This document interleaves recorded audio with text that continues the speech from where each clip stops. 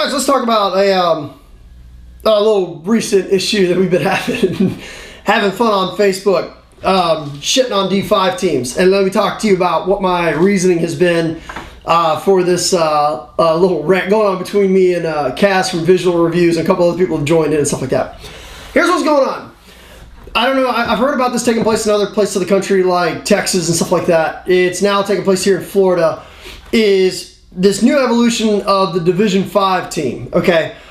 Back until about a few years ago, Division 4 was supposed to be the rookie division, okay? When you wanted to get your feet wet in tournament paintball, you started off in Division 4, which was rookie division, then you moved up to Division 3 once you got good enough. Here in the past couple of years, it seems to be this emergence of Division 5. Now, I don't have a problem with that, okay? There is supposed to be in paintball, you know, a division or a place for inexperienced players who want to try tournament paintball or get into tournament paintball or form a tournament paintball team to get their feet wet to see what they're getting themselves into, okay? It's very important to have that. Now, I want to make that very clear because, you're just trying to beat on new players. No, I'm not, okay? Many teams that I've coached and stuff like that, I've started them off at a Division 4 and then moved them up, when they were ready, which usually is pretty quickly up to Division 3, which in my opinion, that's where tournament paintball starts, Division 3.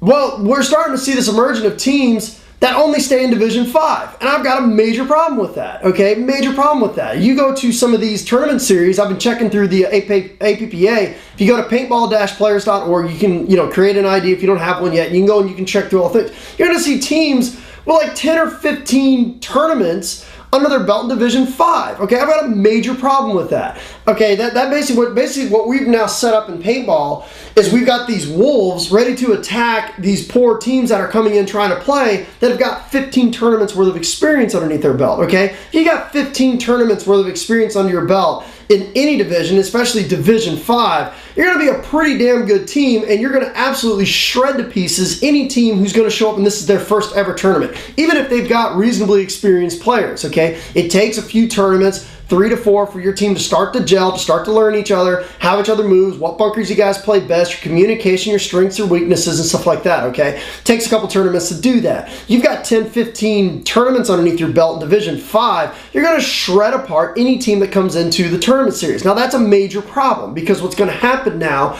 is we've created this massive roadblock that teams now have to, they're supposed to be able to kind of get their feet wet, maybe bat 500 in Division 5, the first tournament, have a little bit of success, a little bit of failure, but not to get discouraged. Well, you show up to a tournament, and this is your first ever tournament, and in the 6 or 7 teams you're going to be playing up against have got 15 tournaments under their belt in Division 5, you're going to goose egg and you're never going to come back, okay? That's a major problem. I know in paintball, sandbagging has always been a major issue, but with this recent development of Division 5, it's only getting worse. And the other thing it's doing is it's creating amazing job security for the professional players, because now instead of it taking maybe 3, 4, 5 years of tournament experience before you can move up to Division 1 and pro, now it's going to be like 10 years, okay? The teams that are on right now, like on Ironman and all the pro teams and stuff like that, I mean, they've got job security for the next 15 years, because to move up from Division 5 to Division 4, to Division 3, to Division 2, to Division 1, and then finally into pro, I mean, at that point, you're going to be in your 40s. You're going to be older than me. But, so a lot of people have always complained about the sandbagging. I know that the APPA tried to come up with a system with points and stuff like that to force players up. That doesn't seem to work.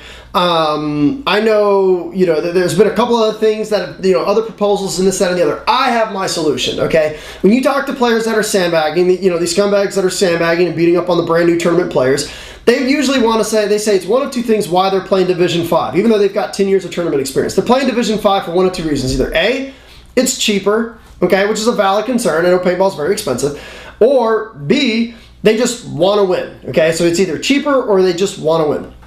My solution to curb sandbagging is very simple. Pro teams pay a fortune to play a tournament. We're going to take the PSP, the Mid-Atlantic Open, for instance, okay? I've got what their entry fee was and what my proposal would have been, okay, to fix this sandbagging issue. Now, this isn't just for the PSP. I'm just going to use their numbers, but this could be applied to any tournament series throughout the United States that actually gives a shit about sandbagging, okay? This is my solution. How it's always been in paintball. Pro teams have always paid a lot more than the Division 4 teams to play the tournament, let's say at the PSP.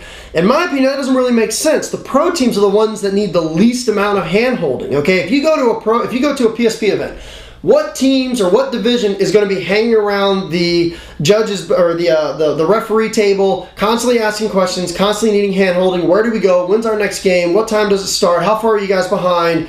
What happened here? What's the score? Where are we going? You know, this, that, and the other. The pro teams, do the pro teams do that? Not really. Do the Division 4 teams do that? Yes, okay, and that's fine, okay? I've been there, so have many other tournament players. We've all been there. We started off playing tournament paintball. You got lots of questions. Things happen very quickly. I understand that. But should you be charging more to the people that don't need help, or should you be charging more to the teams that do need the help? You should be charging more to the people that do need the help. If you as a company, it costs you more money to handhold this particular group of players, charge them more for that service, okay? That's perfectly legal to do, okay? If you go to the doctor and all they got to do is look down your throat, okay, you're good, and you walk out, well, that bill's going to be a lot cheaper than if he's got to do open heart surgery, okay? A lot of the teams that start in Division 4 need a lot of hand-holding to get through the tournament. In my opinion, the pros should be paying less than the Division 4 teams, okay? We're not talking about a huge increase or decrease in entry money. Pros, as it was at Division or at PSP Mid-Atlantic Open, there was 12 pro teams that paid $2,800 each, okay? And then the Division 4 team, there was 18 teams. This is all race to 4. They paid $2,600 each. And then there was 32 Division 3 teams, which paid $2,600 each as well. My solution to the sandbagging: pro teams would pay $2,200. Division 4 teams would pay $3,000, okay? Now, a lot of people are, oh, that's way too much money. Okay, we're talking about divided up. We're talking about a raise of $40 per player. Let's say on a Division 4 X-Ball team, they've got an average of 10 players, okay? Each one of those players is going to have to pay an additional $40. That's a case of paint. Not a lot of money. You know what? Tired of paying the extra entry money? Move up a little bit. Move up a division, and you're going to get a little bit of a discount. It's going to cost you a little bit less. So if you just, quote, want to win, and you really enjoy winning against teams that you know you're beating on a regular basis, and you don't want to compete against players on your level, well, then you just pay a little bit more. Now, if you want to pay a little bit more to beat up on newer teams, that's fine. Not very many people are going to have an issue with that. It's just going to cost you a little bit more to do it. Anyway, I put what my solution is to sandbagging down below in the description box. You can download it. You can take a look at it, scrutinize it. And a lot of people, that's an uproar. Tournament paintball is supposed to be expensive. It's always been as expensive. It was expensive in the late 80s. It was expensive in the early 90s, and it's expensive now. It's always been expensive. Competing in anything is expensive, okay?